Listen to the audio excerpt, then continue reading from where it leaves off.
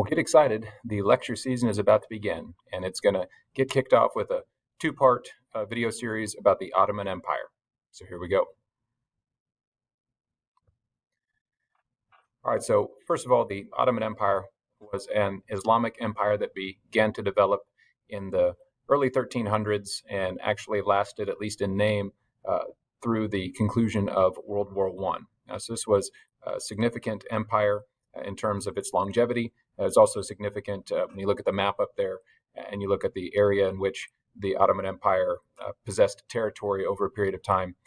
Was a significant amount of territory in certainly an important part of the world, both at the time as well as today. So even though the Ottoman Empire may not be something that we think about as much in our part of the world as maybe we do about empires like the Roman Empire, it definitely represents a significant empire, both for the things it did at the time it existed, as well as the lasting impact from that empire still today.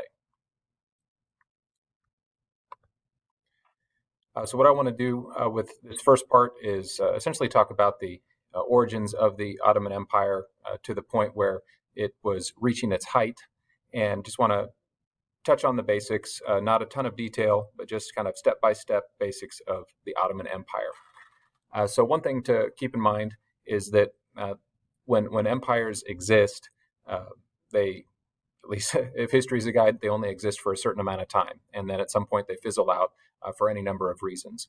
So very often when we're talking about different empires, we may be talking about the same actual territory from one to the next. It's just at a different point in time, you have a different group of people in charge. And so when you look at the picture up here, you can see in the darker shaded color the area that ends up being known as the Byzantine Empire, a place that was in place as an empire with really a consistent ruling group for approaching 1,000 years, depending on when you want to measure the time. But the key point here is that the Byzantine Empire had at its center the city of Constantinople, which was by the portion on the map named Anatolia, and it would be out of this region that the Ottoman Empire would ultimately emerge. Now, when empires develop, there's a good chance that something else that's been in place is in decline, whether quick decline or slow decline may simply vary. And certainly an opportunity for the development of the Ottoman Empire was the decline of the Byzantine Empire. Getting into the 1300s, the Byzantine Empire had been in decline for some time, but it still did technically exist and still had at its heart really the area in and around the city of Constantinople. And so just one thing I want to point out with this map, if you can look at the very small red circle in the middle of the map where it says Osman, that really represented the beginning geographic portion of where the Ottoman Empire would come from. And you can see that the Byzantine Empire that's colored in purple on this map put that right on the edge of where the Ottoman Empire would begin. Now, the important early figure with the development of the Ottoman Empire is the man pictured up on the screen, a guy named Osman. Osman and other Turks in the region, in many cases, saw themselves as Ghazis, which is a term that simply means warrior for Islam. And as it would turn out, Osman would prove to be the most effective person in that region that saw themselves as a warrior for Islam. And he was able to essentially gather a following and begin to acquire territory and begin to acquire power. Now, one of the tools that Osman and these early Ottomans had at their disposal that proved to be very helpful was gunpowder. A big part of the early success of this growing, what would become Ottoman Empire, was military success, and basically they made the transition from tools like bow and arrow or bows and arrows to the use of muskets, and in addition to the use of guns, and that's particularly effective when you go up against people who don't have that technology. They were also beginning to use cannons, and in particular beginning to use cannons as offensive weapons. That'll become important here a little later on. But bottom line, a big part of their ability to grow territory and subdue people under their power and leadership was that they simply had better military capabilities than many of the people, if not all of the people, at least early on, that they were encountering. Now, something else that's very important to note with early Ottoman success is not just that they were strong militarily, and that certainly helped them to conquer and subdue people, but they also would make alliances with people, and they would also buy land from people to expand that territory. Now, part of what helped facilitate the willingness of people to form alliances was a desire to not be defeated militarily or to not end up dying in battle. But I think it's important to note that this was not a group of people that was just out to destroy people. They were seeking to grow the the the scope of Islam. They were seeking power, territory, you name it. But they were, I guess you could say, very pragmatic about it. If they needed to fight you, they'd fight you. If they could make a deal with you, they'd make a deal with you. If you had something to sell that they wanted to buy, there might be a purchase involved. So bottom line, they were very effective at growing their territory and did so through a variety of methods. Now, Osman's son would continue what he started. His name was Orkan I, and moving to the mid 1300s is when one of the first big steps towards really developing the Ottoman Empire happened, and that was when they captured the city of Adrianople. And I just mentioned that because at the time it happened to be the second most significant city within the Byzantine Empire at this point in time. And so the fact that these early Ottomans had captured that city really put the Byzantine Empire on notice that their ability to continue to be a strong influence in the region was in jeopardy.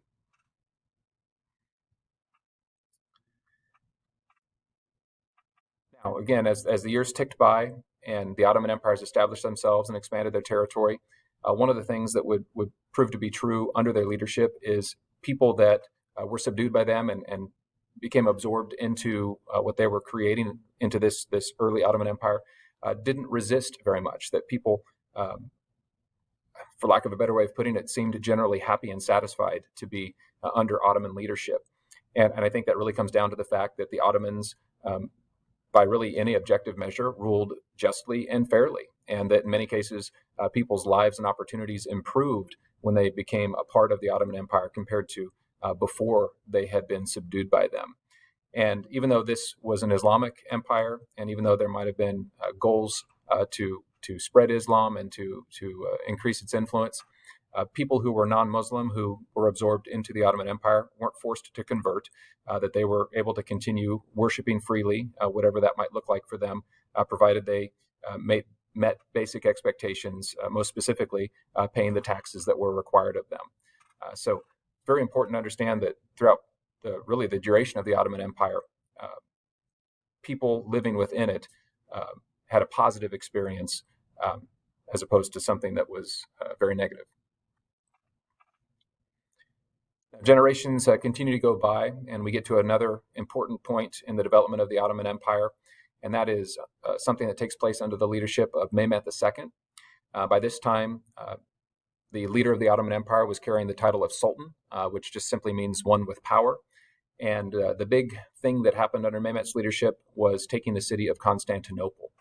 It's really at this time that we see a transition from the Byzantine Empire existing and being the strongest power in the region to the Ottomans emerging as the true power and the Byzantine Empire effectively ceasing to exist.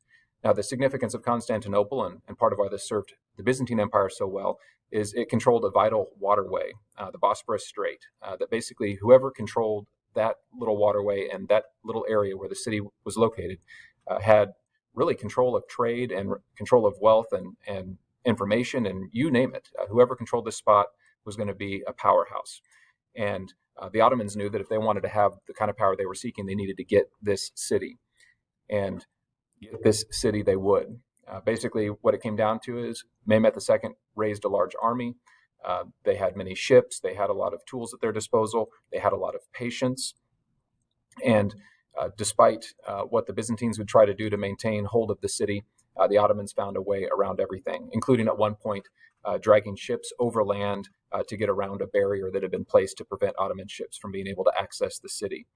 The Ottomans also made use of cannons to kind of break down the city walls to basically get through the defenses.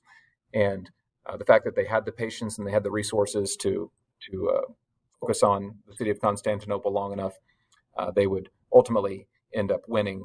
And time frame wise, this was by the year 1453, and with the falling of the city of Constantinople to the Ottomans, we see the end of the Byzantine Empire, really the truest emergence of the Ottoman Empire at this point. The city's name is changed to Istanbul, and moving forward, even though it would be controlled by the Ottomans, it would be a city for all people. So it didn't matter if you were Jewish, Christian, you name it, you could have access to the city. And the Ottomans weren't done yet, though, and that's what I'll get to in the next video. So hopefully you'll join me for the second part, where I'll talk about the height of the Ottoman Empire, and then also talk about what it was ultimately that brought it to an end. Thanks for watching.